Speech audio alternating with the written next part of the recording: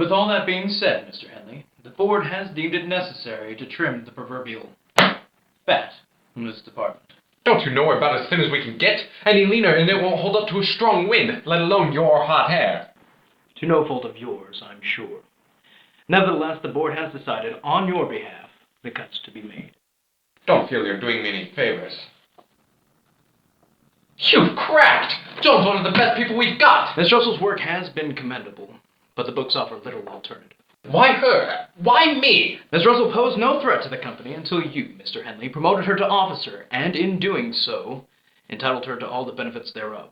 Hence the reason you will be fixing the problem. Hardly a promotion. She already had the job. I just gave her the title she's earned. A decision, regrettable as it was, that has precipitated this difficult, yet fixable situation. Well, I appreciate your time, but this is not something we'll be interested in pursuing. So thank you. I understand you have a particular fondness for Miss Russell, but put your feelings aside. I have performed my duties with nothing less than the strictest professionalism, so if you're just here to get your kicks through these chicken seed accusations, I'll invite you to make like an extra day in February and take a flying... Sit down, Clark! It's time for you to turn to and pay your dues. Handle this as you will. I assure you we will be losing an officer today, one way or another. Is that supposed to be a threat? Colorful, Mr. Henley. But you don't have time for dramatics. Of the options, convince her to quit. We're cutting back on severance. Anything else? Turn water to wine? Glad we had this talk. I know you'll take this as seriously as we do. Toodaloo.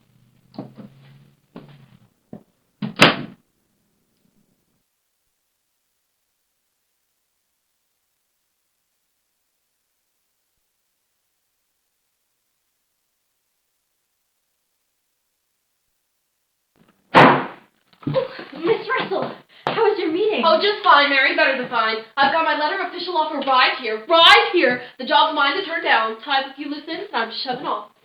What loose ends? Maybe give it 2 weeks' notice. They'll need time to grieve and process their terrible loss. Or not. It's more likely they'll march out under a shower of ticker tape. Well, not all of us will be glad to see you go. You'll be mourning alone, Mary. At least until the work starts piling on. I'm sure Mr. Henley won't be thrilled to see you go. Oh, Clark. He'll be thrilled to see me accomplish. I sure don't know many men who can appreciate ambition in a woman. Well, my kind of man does. And your kind of man is Mr. Henley? Why don't you get my messages, Mary? I have them here. Mr. Henley left a message that said it was important that he see you the moment you got back from your appointment. Well, you could have led with that.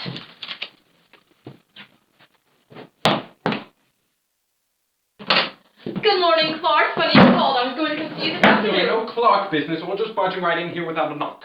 In a professional setting, you should address me as Mr. Henley. Well, your majesty do.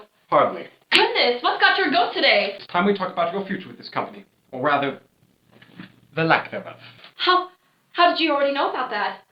What? I just found out this morning. How did you already know? Well, they told me I'd be able to tell you. I don't understand why. You wouldn't have anything to do with it. Of course not, if I didn't have to. Still, I thought it might have been better to come from... someone you know. Oh, no, the letter was plenty good for me. A letter? That doesn't make sense. I think it's practical. They can spell it out for you. Say what they need to say without any of the ifs, ands, or buts. I like it better that way. All black and white. Are you alright? I'm elated. Elated? Ecstatic. What do you think?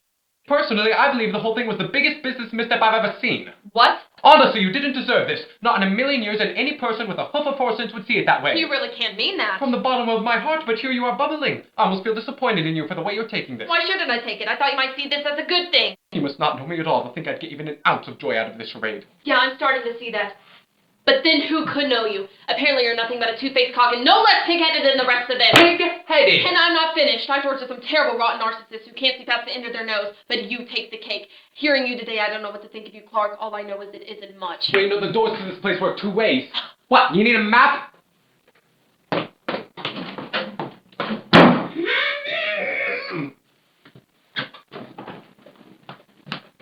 Oh, Clark, are you hurt? I'm fine. Oh, too bad. If I had known you were there, I would have opened the door harder. That'd be a bad start to an apology. Might as well be whistling Dixie. You owe me severance. You only get that if you're fired. Right.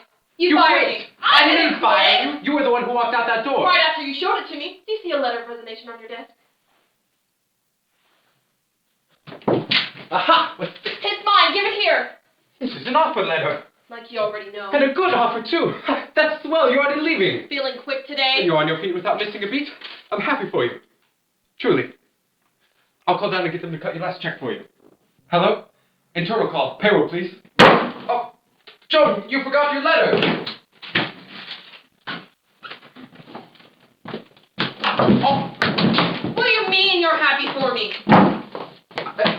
Happy how? Is it just a simple pleasantry, or do you really mean it? You can't just throw me out of my job and then flip on a dime and be kind. That's not gonna cut it, buddy. I'm just saying, I'm happy for you. It's an incredible opportunity. I know it's incredible, but you don't just get to be happy for me. Not after what you said. What did I say? You don't remember? You said I didn't deserve this in a million years. Oh, that. Oh, that anyone with a hoof of horse sense would see it that way. Well, where's your horse sense now, Clark?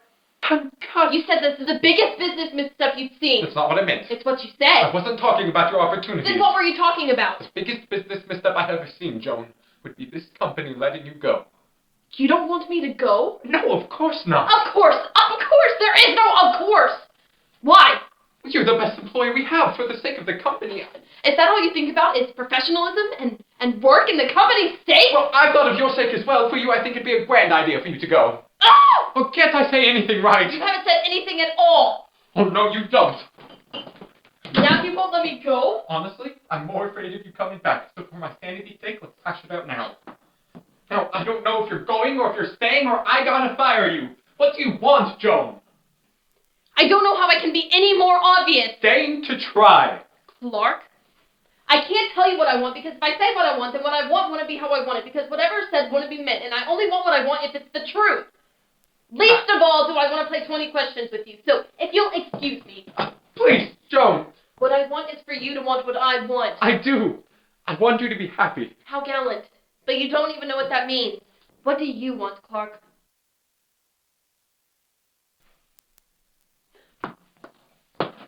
I want you to stay.